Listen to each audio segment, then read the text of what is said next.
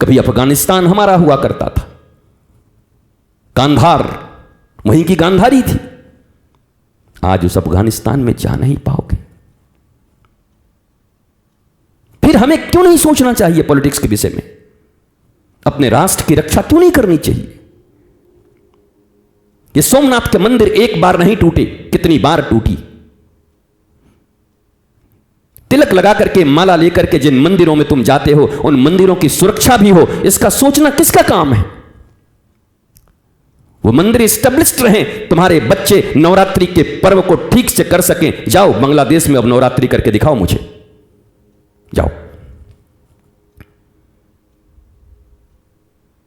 पाकिस्तान भी कभी भारत का अंग हुआ करता था।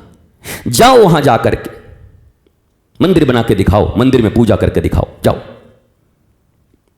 उसके बाद कहते हो कि पॉलिटिक्स की बात नहीं करनी चाहिए। आप धर्मगुरु हैं, धर्म की बात करिए। धर्म गुरु को ही बात करनी चाहिए नीति की। नीति की बात करता हूं मैं। धर्मनीति, जननीति, धननीति, राजनीति, जितनी भी नीतियां हैं, उन सब नीतियों की मां कौन है? धर्म है, स्पिरिचुअलिटी है। ये तो छोटी छोटी चीजें हैं, अलग अलग पार्ट्स हैं।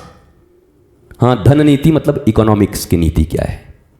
क्या गुरु को बात नहीं करनी चाहिए? अरे जब भगवान राम राजा भरत को खड़ाऊ देकर भेज रहे हैं कि ठीक है ले जा, 14 बरस तक तुम्हें शासन करना है, पर सुन बैठ, थोड़ा डिस्कस करते हैं, कैसे कैसे राज करोगे, तुम्हारी रक्षा नीति क्या होगी, तुम्हारी विदेश नीति क्या होगी।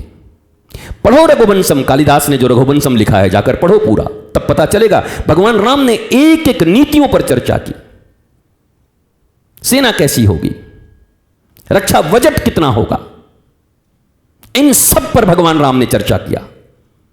तो ये कैसे लोग हैं जो लोग कहते हैं कि इस पर चर्चा नहीं होनी चाहिए, इस पर बोलना नहीं चाहिए, और ये बोल करके मुंह बंद करा देते हैं। और वो लोग भी कैसे हैं? कुछ लोग कहते हैं हमको राजनीति से मतलब नहीं। क्यों नहीं मतलब है? आप अगर धर्म गुरु हो तो आपको मतलब रखना ही चाहिए।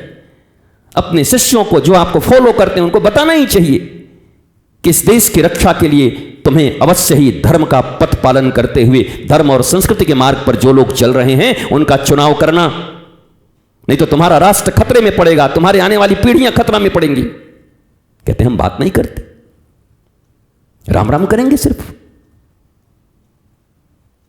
तो करो जाके बांग्लादेश में राम राम, करो जाके अफगानिस्तान में राम राम।